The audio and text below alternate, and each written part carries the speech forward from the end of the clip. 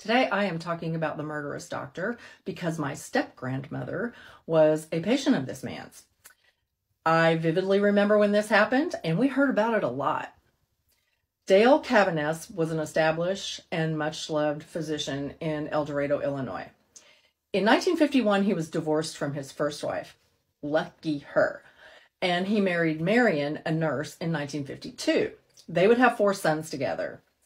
Now, during their 20-year marriage, Dale kept up his Mayberry persona of being the much-loved, caring, small-town surgeon, but at home, he drank heavily, he beat his family, he ridiculed and mocked his children, he spent lots of time philandering, and he generally just made life miserable. In 1972, Dale caused a 3-car accident that killed a 10-month-old girl and her father. His punishment was 2 years of probation and a $1,000 fine. Marion divorced him and moved to St. Louis. In 1974, he was then charged with fraud for double billing the state and insurance companies for care he gave to needy patients.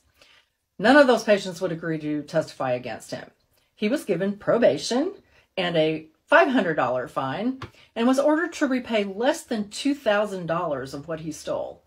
He also racked up lots of misdemeanor charges for drunk driving, illegal gun possession, unpaid debts, whatever. Dale told his ex-wife, "As long as I have my little black bag, they won't touch me. I couldn't drive my patients away with a stick." And he was right. In December 1984, their 3rd son, Sean, was found murdered on a desolate road in Missouri. He was killed by 2 shots to the head from a .357. It was estimated to have been around 3 hours since his death, and his blood alcohol level equated to around 12 beers. He was 22 years old. Now, this caused law enforcement some consternation because in April of '77, the doctor's oldest son, Mark, had also been shot and killed. Mark had also been 22. Mark's mother and brothers found his remains on the family catfish farm outside of Harrisburg. He'd been shot in the head with a shotgun. Unfortunately, because of animal disturbance and scene contamination, there just wasn't much evidence that they could use at the time.